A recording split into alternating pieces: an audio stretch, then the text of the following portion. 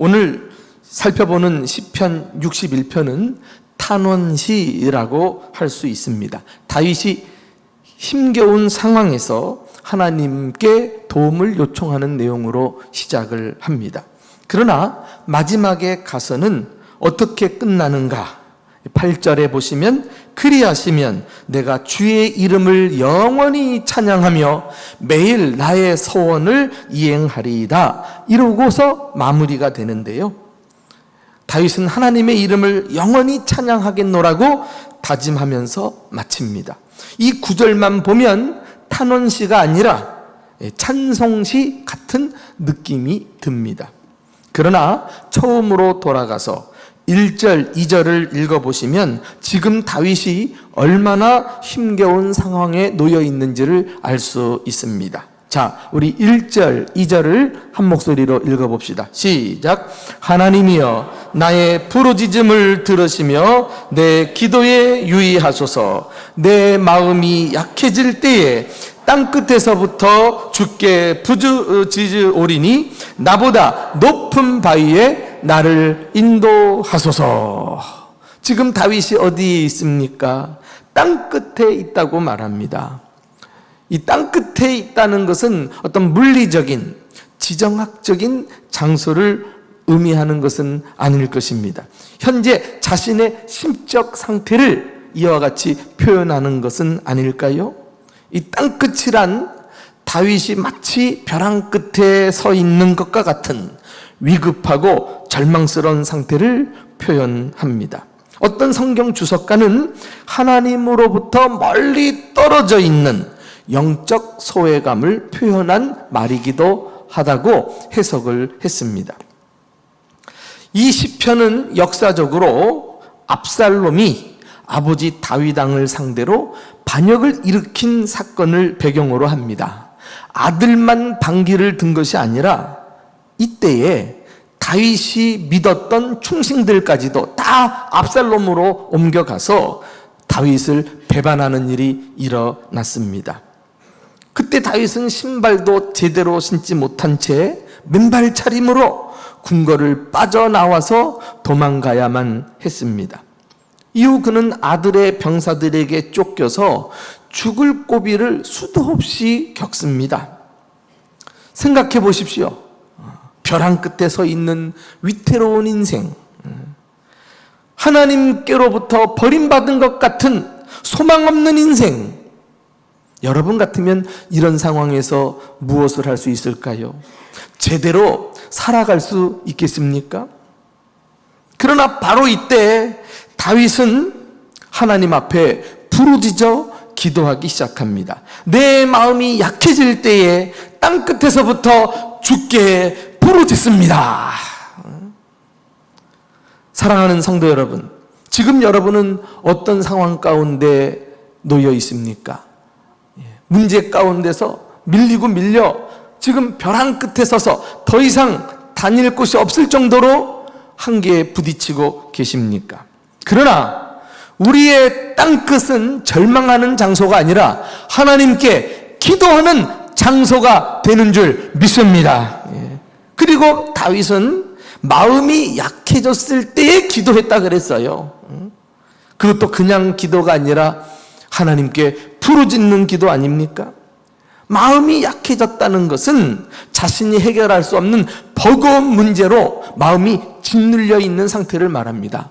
그래서 우리가 보는 지금 성경 말고 이전 성경에는 내 마음이 눌렸을 때에 하나님께 부르짖습니다, 이렇게 번역을 해놓고 있습니다.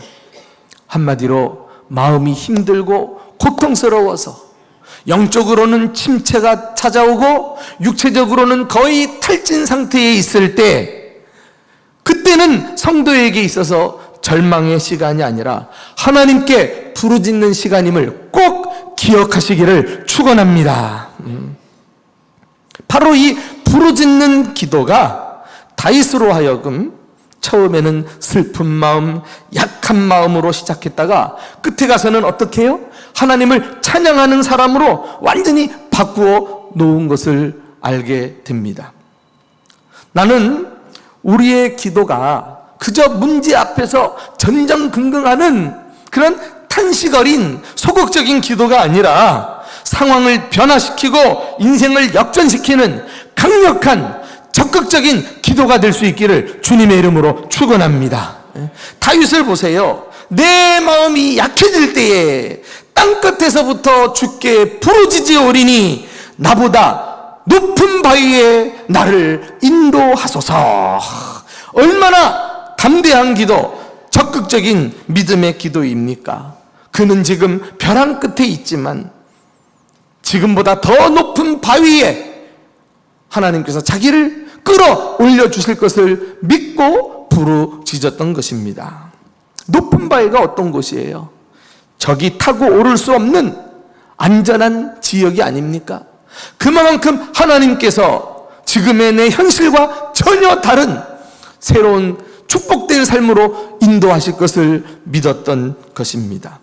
성경은 자신의 불행한 처지를 기도로 바꾼 위대한 인물들이 많이 나옵니다. 대표적으로 한나를 여러분들에게 소개할 수 있습니다. 엘가나라는 사람은 한나와 분인나라는 두 아내를 데리고 있었어요. 한나는 자녀를 낳지 못해 마음이 괴로웠습니다. 그런데 둘째 아내인 분인나가 아이를 낳자 한나를 무시하고 그리고 조롱하기 시작을 합니다. 당시 성경에는 분인나가 한나를 격분시켰다 그리했어요. 화를 도구었다는 거죠. 화가 머리 끝까지 치밀어 오르게 만들었다는 거예요. 얼마나 못됐습니까? 그런데 한나가 이 문제를 어떻게 풀어갔습니까? 분인나를 붙들고 그냥 머리카락 그냥 땡기면서 싸움박질 했나요? 그러면 믿음의 사람이 아니지. 한나는 분인나와 씨름하지 않고 하나님께 기도로 매달렸어요. 하나님과 기도로 씨름을 했습니다. 이 부르짖는다는 기도가 뭐예요? 간절한 마음으로 하나님께 매달리는 거 아니겠어요? 한나는 성전에 들어가서 하나님께 기도하고 있습니다. 사무엘상 1장 10절에 보면 한나가 마음이 괴로워서 하나님께 기도하고 통곡하였다 그랬어요. 그러니까 여기서 한나의 기도는 단지 부르짖는 기도를 넘어서 가지고 울부짖는 기도 아니에요? 울부짖는 기도. 한나의 기도를 하나님께서 들으시고 그녀에게 아들을 주셨어요. 그 아들이 바로 유명한 사무엘 선지자 아닙니까? 당시 이스라엘이 암흑시대에 접어들었을 때 이 사무엘로 말미암아 하나님께서 그 시대를 이끌어 가시고 이스라엘을 구원하신 것을 우리가 알잖아요. 그 사무엘이 한나의 기도로 이 땅에 태어났다니까. 사무엘의 이름이 무슨 뜻인지 알아요? 사무엘, 내가 하나님께 구했다, 이런 뜻이에요. 그래서 한나는 사무엘을 볼 때마다 기도의 아들, 내가 하나님께 울부짖었더니 주님께서 외면하지 않으시고 내 소원을 들으시고 비천한 자리에서 나를 끌어올렸구나, 늘 이 사실을 한나는 기억할 수 있었던 것입니다. 얼마나 놀라운 부르짖는 기도의 능력입니까? 또 역대상 4장에 가서 보시면은 유다의 자손들의 이름 목록이 쭉 나옵니다. 우리가 성경을 읽을 때 제일 지루해하는 그런 부분들이 아닙니까? 막 이름만 나오면은 큰맘 먹고 읽었다가 얼마 못 가서 책을 덮어요. 덮을 뿐입니까? 두께도 적당한 것이 베개 베고 자지 않습니까? 그렇게 아주 무미건조한 그 이름들만 계속 나열되는 그 순간에 조금 더 내려가면은 갑자기 한 사람의 이름이 눈에 띄는데 그 사람에 대해서는 이름만 적고 스쳐 지나가는 것이 아니라 두 구절이나 할애해가지고 그를 소개하고 있어요. 바로 야베스라는 인물이에요. 야베스는 형제보다 존귀한 자라. 그 이름들이 계속 나오는데 다른 사람들은 이름만 열거하는데 야베스는 이들보다 더 존귀하다, 더 가치 있는 사람이다, 이렇게 표현하는 걸 보면서 눈이 번쩍 뜨입니다. 도대체 이 사람이 누구길래 그런가? 어떤 업적을 남겼길래? 앞만 살펴봐도 업적은 나오지 않는데 그가 한 기도의 내용이 나와요. 아, 그렇구나. 이 야베스가 기도의 사람이었구나. 기도가 그를 존귀한 사람, 다른 형제들보다 더 유력한 인물로 세워 주었구나.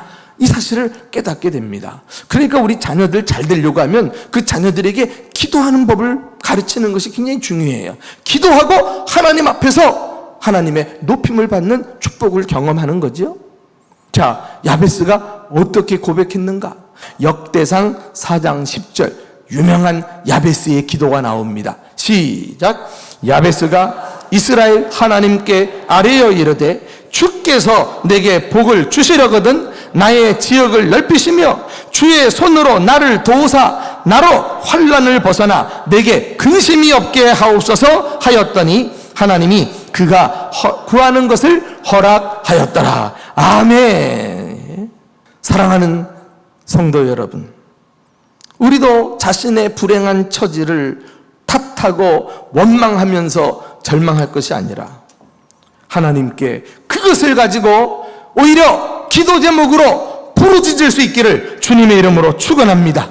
그러면 여러분들을 땅끝에서 높은 바위로 끌어올려 주실 거예요. 원수들을 부끄럽게 하실 것입니다.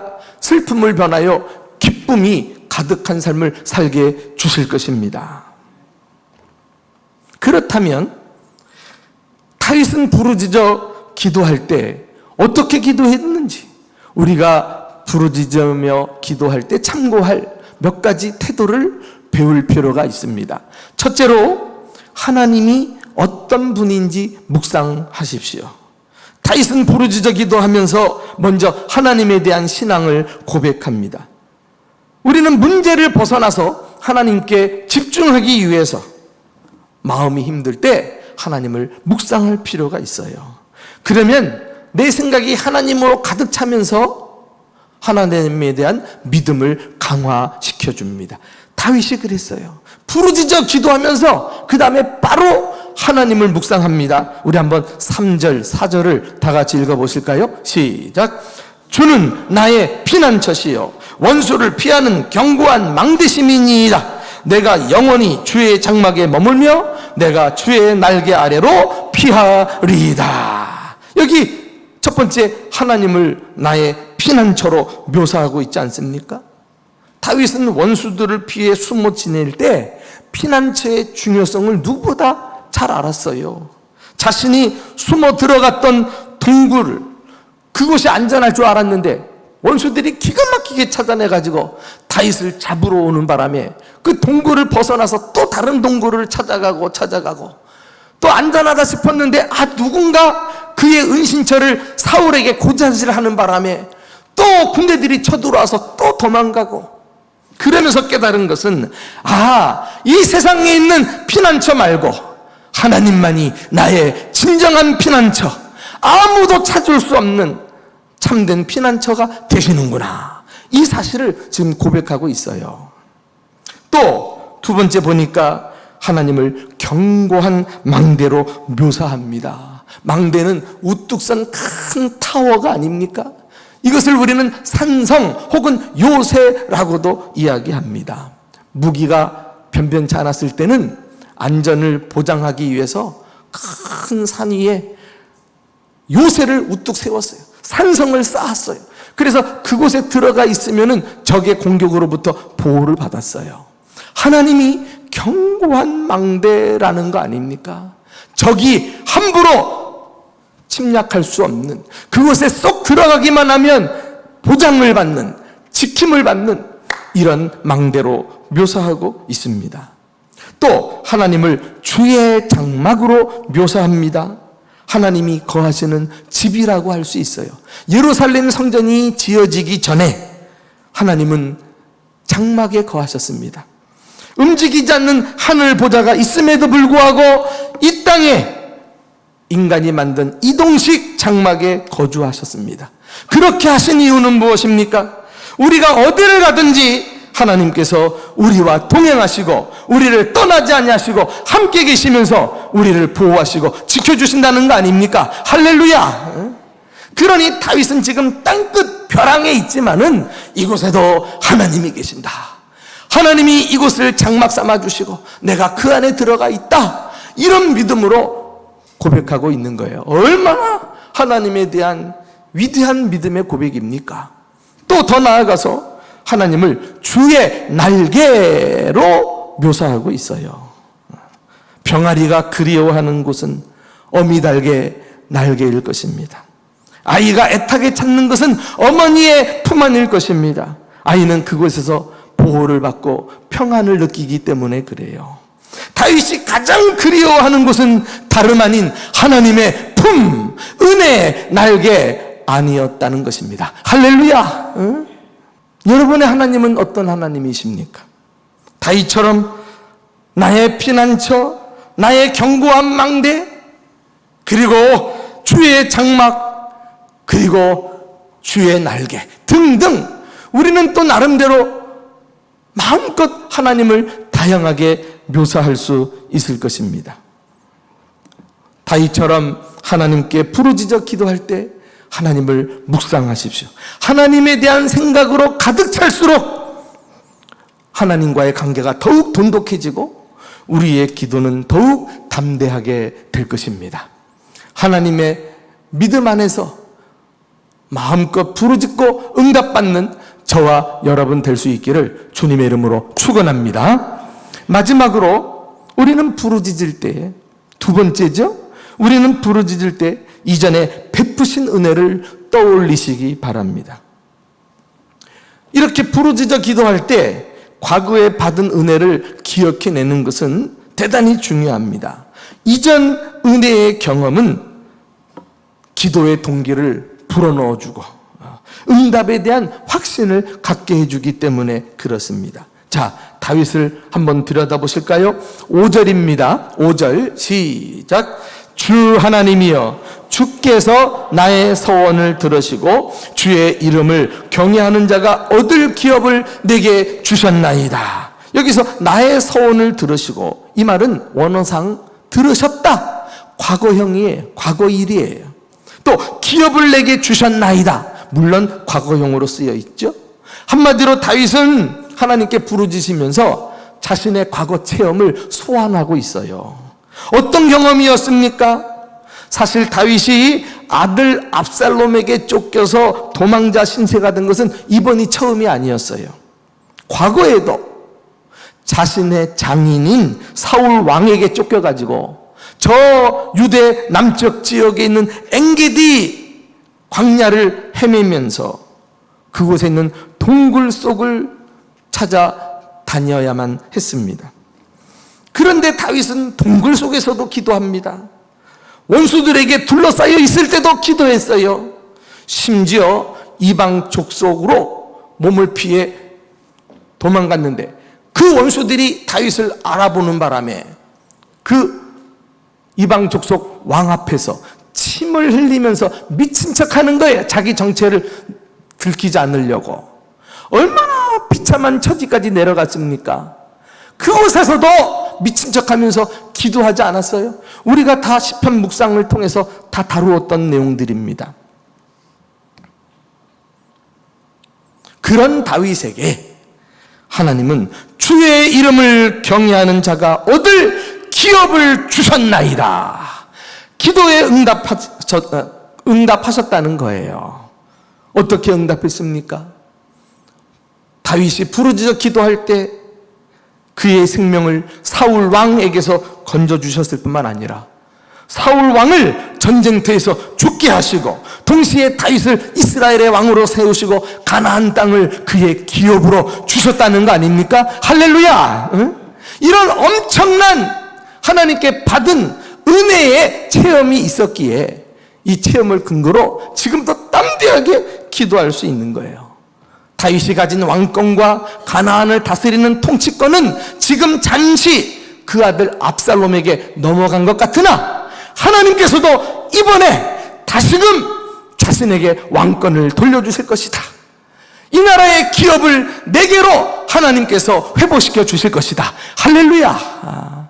그는 의심치 않고 하나님의 응답을 기대하면서 담대하게 기도했던 것입니다. 그러므로 우리가 기도할 때 하나님이 어떤 분이신지 묵상하는 것도 좋고, 이어서 과거에 받은 은혜를 떠올리면서 오히려 적극적으로 감사하면서 확신 가운데 부르짖는 저와 여러분 될 수 있기를 주님의 이름으로 축원합니다. 마지막 세 번째로, 우리는 부르짖을 때 하나님께 분명한 소원을 아뢰셔야 합니다. 우리의 기도는 중언부언해서는 안 돼요. 부르짖으라고 해서 소리만 요란해서는 안 될 것입니다. 내용이 구체적이고 분명해야 해요. 다윗은 이런 차원에서 하나님께 분명한 기도 제목을 부르짖고 있는 것을 봅니다. 자, 우리 그의 기도가 어떤 기도였는지 같이 들여다보실까요? 마지막 부분입니다. 6절 7절이에요. 시작. 주께서 왕에게 장수하게 하사 그의 나이가 여러 대에 미치게 하시리이다. 그가 영원히 하나님 앞에서 거주하리니 인자와 진리를 예비하사 그를 보호하소서. 무엇을 기도합니까? 다윗은 왕으로서 하나님 앞에 부르짖기를, 주께서 왕의 수명을 연장시켜 주셔서 그의 왕조가 대대로 영원히 이어지게 하소서, 다스리게 하소서. 지금 이것을 기도하고 있지 않습니까? 그는 지금 땅끝에서 생명의 위협을 느끼고 있지만 하나님이 왕을 살려주실 뿐만 아니라 그의 나라도 영원하게 해달라고 기도하고 있는 것입니다. 또 여기 보시면은 그가 영원히 하나님 앞에 거주하리니 인자와 진리를 예비하사 그를 보호해달라는 거 아니겠어요? 그는 지금 하나님으로부터 쫓겨나서 소외를 당하는 것 같은데도 포기하지 않습니다. 하나님 앞에 거주하게 해주세요. 내가 다시 하나님 앞에 서게 해주시고 나를 인자와 진리로 보호해 주세요. 얼마나 시기적절한 기도의 제목입니까? 이 다윗의 기도의 내용을 보면 앞서 살펴본 한나의 기도, 야베스의 기도가 다시금 떠오릅니다. 자신의 그 약점과 문제를 가지고 오히려 하나님 앞에 기도 제목을 가지고 부르짖고 있지 않습니까? 다윗도 똑같이 지금 땅끝에서 자기의 날이 길게 해달라고, 하나님께 버림받은 이런 어려운 절망적인 상황에서 하나님 앞에 서게 해달라고 기도하고 있는 것입니다. 저는 이 다윗의 기도에 중요한 한 가지 내용이 포함되어 있다는 사실을 보게 되었습니다. 그의 기도는 단지 개인의 구원을 위한 차원을 넘어서서 만왕의 왕으로 오시는 메시아를 위한 예언적 기도라고 하는 것입니다. 다윗은 자신의 왕조가 영원하기를 바랬듯이 메시아가 다스리는 왕국이 영원하기를 지금 기도하고 있는 거예요. 놀랍지 않습니까? 궁급하고 다급한 상황에서 다윗은 자기 자신보다 메시아에 대해 더욱 관심을 기울이고 있었던 것입니다. 예수님이 이 땅에 오셔서 첫 번째 말씀하신 것이 하나님의 나라가 너희 가운데 임했다. 할렐루야! 주님의 나라가 이 땅에 이루어지는 것이 성취가 되었어요. 그리고 이제는 우리가 예수 그리스도의 나라가 이 땅에 더욱 왕성하게 퍼져나가도록 기도해야 할 줄로 믿습니다. 우리의 기도의 스케일이 좀 더 확장이 되었으면 좋겠어요. 단지 잘 먹고 잘 살고 우리 가정 복받는 이런 차원을 뛰어넘어서 하나님 나라 비전을 가슴에 품고 그 나라가 이 세상에 왕성하기를 위해서 기도해야 되지 않겠습니까? 나아가서 지금 우리나라의 이 엄중한 상황 속에서 모든 불의를 주님께서 잠재우시고 악한 자들을 제거하시고 이 땅에 공의와 정의가 강같이 하수같이 흐르는, 그리하여 의와 희락과 평강이 넘치는 주의 나라가 임할 수 있도록 기도하는 저와 여러분 될 수 있기를 주님의 이름으로 축원합니다.